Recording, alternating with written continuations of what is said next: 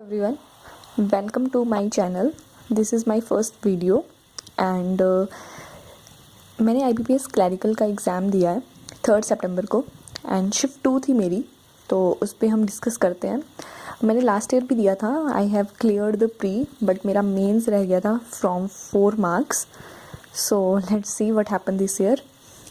सो मैंने ये एग्ज़ाम दिया था हिमाचल प्रदेश से। ओके तो मेरी शिफ्ट 2 थी। इजी था पेपर, बट अगर हम कंपेयर करते हैं लास्ट ईयर से तो लिटिल बिट डिफ़िकल्ट था, बट ओवरऑल इजी था।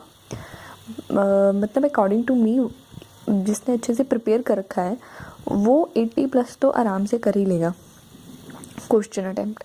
सो let's start with the English. In the English there is error detection और इजी थी एरर डिटेक्शन। मतलब इजीली सॉल्व हो रहे थे, समझ आ रहा था। उसके बाद था स्पेलिंग एरर। स्पेलिंग एरर भी इजी थे, लाइक जितना मुझे याद है एक डायरीज़ था, एक साइकोलॉजी थी, एक एप्लीकेशन वर्ड था, तो इट वाज इजी। उसके बाद था कॉम्प्रिहेंशन। कॉम्प्रिहेंशन अच्छा था, इजी अटैम्प्ट हो रहे थे। 3 सिनोनिम्स आए थे जिसमें मुझे याद है एक तो ब्यूरी था और एक सप्लीमेंट था और एक और था कोई, बट 2 तो यही थे, इनके सिनोनिम्स बताने थे। एक सेंटेंस रीअरेंजमेंट था, बट मैंने 3 इसमें ओवरऑल इंग्लिश में छोड़े थे जो कि सेंटेंस रीअरेंजमेंट के थे, क्योंकि मुझे 2 तो मैं श्योर थी कि दीज आर द आंसर। मुझे बाकी पे डाउट था फर्स्ट 2 के अलावा, तो फिर मैंने सोचा कि नेगेटिव मार्किंग नहीं करते हैं तो जस्ट लीव इट। उसके बाद हम आते हैं क्वांट्स पे, तो इसके मैंने 27 अटैम्प्ट करे हैं। उसके बाद अगर आते हैं क्वांट्स पे, क्वांट्स का मैंने 5 नंबर सीरीज़ थी, बट मैंने सिर्फ ये 3 ही अटैम्प्ट कर पाई थी बिकॉज मुझे थोड़ा डिफ़िकल्ट लगा। उसके बाद एक्चुअली मैंने IBPS RRB का भी दिया था, PO का भी दिया है और क्लैरिकल का भी दिया है।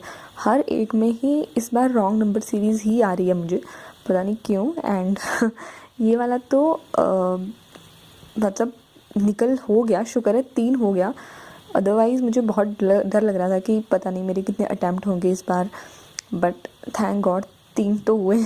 उसके बाद सिंप्लीफिकेशन इजी थे। सिंप्लीफिकेशन वाज वेरी इजीली मतलब 10 सेकंड्स में हो रहे थे। Simplification was easy.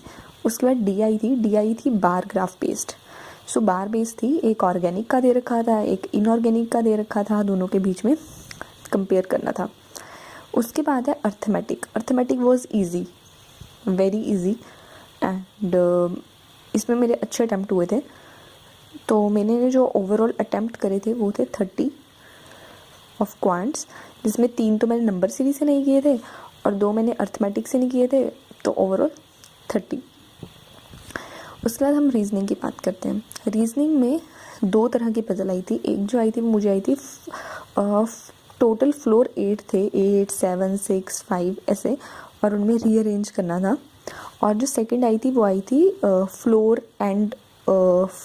And flat based, तो जो कि इजी थी, इजीली 1 मिनट में बन गई थी, तो इट वाज इजी पजल्स वाला।